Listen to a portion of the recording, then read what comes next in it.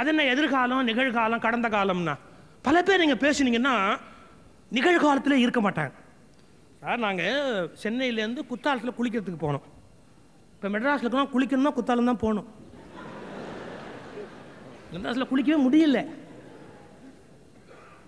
குற்றாலத்துக்கு போகணும். ஒரு டாடா சுமோ கார் எடுத்துக்கிட்டு ஒரு 7-8 பேர் குற்றாலம் போய் இறங்கணும். வண்டியை நிறுத்திட்டு எல்லாம் ரொம்ப அழுக்கா.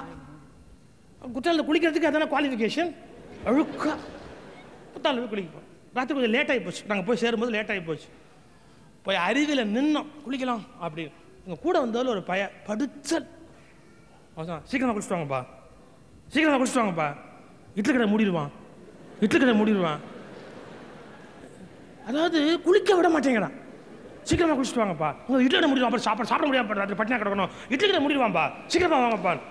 ஒருத்தனுக்கு எரிச்சல் தாங்கலை. ஏய் இட்லியே தின்னது இல்லையாடா? அவன் திருப்பி கேட்டான், ஏய் நீ குளிச்சதே இல்லையாடா? இவனை கூட்டிட்டு குத்தாலம் போலாமா? நீங்க சில பேர் பாருங்க, வீட்டிலேருந்து நீங்க புறப்படுற வரைக்கும் இங்க வரணும் வரணும் வரணும்னு அனத்துவான். வந்த உடனே எப்ப புறப்படலாம், எப்ப புறப்படலாம், எப்ப போற, எதுக்கு வர்ற? எங்க இருக்கிறியோ அங்க இருக்க பழகு. எங்க இருக்கிறாயோ அங்க பூரணமாக இரு. நீ எங்க இருக்கிறாயோ அங்க பூரணமாக இரு. அப்பதான் வாழ்க்கை அனுபவிக்க முடியும். அதை விட்டுட்டு புறப்படுற வரைக்கும் இங்க வந்தோன்னு இன்னொன்னு. சரி இவன் இவ்வளவு அனத்துனா பாருங்க, இட்லி கடை மூடிடுவான்னு. சரின்னு குளிச்சுட்டு இட்லிக்கு போய் உட்காந்தா, சீக்கிரமா சாப்பிடுங்கப்பா, பால் கடை மூடிடுவான்றான். எதையுமே அனுபவிக்கலைங்க. அடுத்தது அடுத்தது அடுத்ததுன்னு போயிட்டே இருக்கிறானே ஒழிய இதை எப்ப அனுபவிக்கிறது? உங்கள் கையில் நான் சொல்லுகிற வார்த்தை சாதாரணமானதல்ல. உங்கள் கையில் என்ன கிடைத்திருக்கிறதோ முதலில் அதை ஆனந்தமாக அனுபவிக்க பழகுங்கள். இந்த அனுபவம் இல்லாதவர்கள் வாழ்க்கையை தோற்று விடுகிறீர்கள்.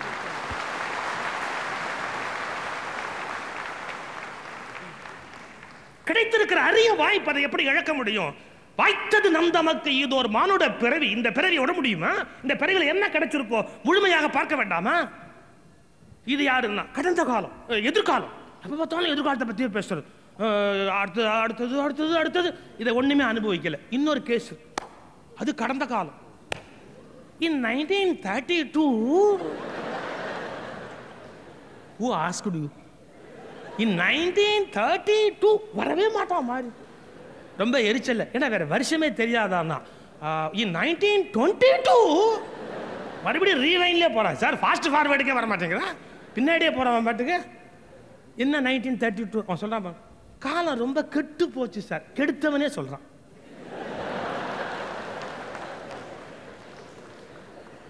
காலம் ரொம்ப கெட்டு போச்சு சார். என்ன கெட்டு போச்சு? 1930 சார் பவுன் 10 ரூபாய்.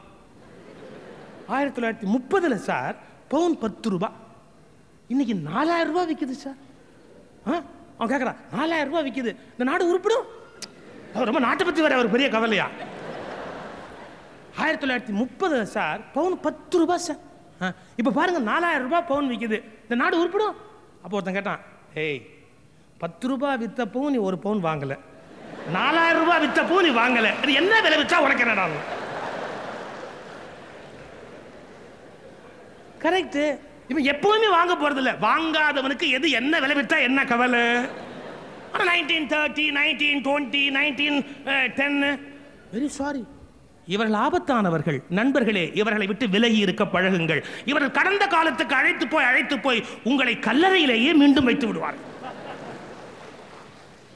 பழைய விஷயங்களை தெரிந்து கொள்ளுங்கள், சரித்திரங்களை புரிந்து கொள்ளுங்கள், வரலாற்றை படியுங்கள். வாழ்க்கையை மாற்றி அமைப்பதற்கு அவை துணையாக இருக்கும். ஆனால் அதில் தேங்கி விடாதீர்கள். எதிர்கால கனவுகளையும் கற்பனைகளையும் வளர்த்துக் கொள்ளுங்கள். ரெக்கை கட்டிக் கொண்டு ஆகாசத்தில் இருந்து விடாதீர்கள். ஏனென்றால் நீங்கள் வாழ வேண்டியது ஆகாசத்திலும் அல்ல, கல்லறையிலும் அல்ல, பூமியில். அது நிகழ்காலத்துக்கு சொந்தமானது. எனவே நிகழ்காலத்தை தொலைத்துவிட்டு எதிர்காலத்தில் நீங்கள் அடைவதற்கு எதுவும் இல்லை. நிகழ்காலத்தை பாதுகாப்பாக கையில் வைத்துக் கொள்ளுங்கள். உங்களை வளர்ப்பதற்குரிய முயற்சியை மேற்கொள்ளுங்கள். அது எண்ணங்களால் மட்டுமே சாத்தியம். இந்த உலகம் என்பதே நம்முடைய அபிப்பிராயத்தை பொறுத்தது. இந்த உலகத்தில் பல விஷயங்கள் நம்முடைய அபிப்பிராயங்களை பொறுத்தது. நான் சென்ற முறை வந்த போதே சொன்னேன், என்னன்னா எனக்கு உடம்பு சரியில்லை என்பது உண்மை அல்ல. ஒருவர் சொன்னால் எனக்கு உடம்பு சரியில்லை என்பது உண்மை அல்ல. எனக்கு உடம்பு சரியில்லை என்று மருத்துவர் சொன்னால் அது மருத்துவரின் அபிப்பிராயம், அவ்வளவுதான்.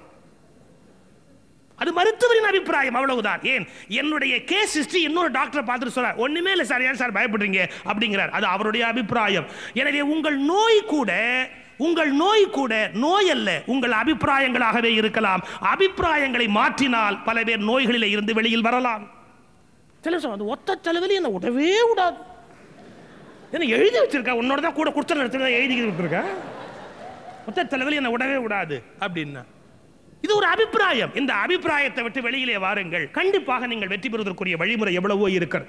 ஒட்டுமொத்தமாகவே இந்த உலகம் என்பது நம்முடைய பார்வையை பொறுத்து.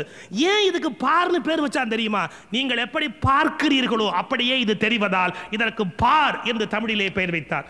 எப்படி பார்க்கிறோமோ அப்படித்தான் நமக்கு வாழ்க்கை தெரிய போகும். எனவே எல்லாத்திலும் ஒரு பாசிட்டிவ் ஆட்டிடியூட். நாம் வெற்றி பெற பிறந்தவர்கள், நாம் ஜெயிக்க பிறந்தவர்கள். எவ்வளவு தோல்விக்கு மத்தியில் பாரதி பாடுகிறான், எடுத்த காரியம் யாவினும் வெற்றி, எங்கு நோக்கினும் வெற்றி, மற்றும் அங்கே விடுத்த வாய்மொழிக்கு எங்கனும் வெற்றி, வேண்டினேன் எனக்கு அருளினள் காளி, எங்கு நோக்கினும் வெற்றி, எதிலும் வெற்றி. எப்படி தோல்விக்கு மத்தியிலே பாரதியால் கம்பீரமாக கர்ஜிக்க முடிந்தது. எனவே உயர்ந்த எண்ணங்களை வளர்த்துக்கொண்டு வெற்றி பெறுவோம் என்ற நம்பிக்கையை வைத்துக்கொண்டு நாமே நமக்கு ஒரு பிரச்சனையாக இல்லாமல், உலகத்தில் எல்லோரையும் எதிரியாக கருதாமல் இயல்பான வெற்றியை நோக்கி நகரத் தொடங்கினால் கண்டிப்பாக அவர்களுக்கு வாழ்க்கை ஒரு பெரிய பிரச்சனை அல்ல. அதை ஜெயிக்கக்கூடிய சகல பலமும் அவர்களுக்கே இருக்கிறது. சோம்பிப்படுத்தால் படுக்கையே உனக்கு சாக்காடு. சோம்பிப்படுத்தால் படுக்கையே உனக்கு சாக்காடு. எழுந்து நட, பூமியே ஒரு பூக்காடு.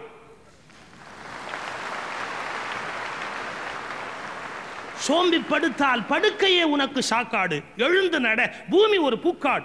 அதை அனுபவிப்பதற்கு புறப்படுவோம்.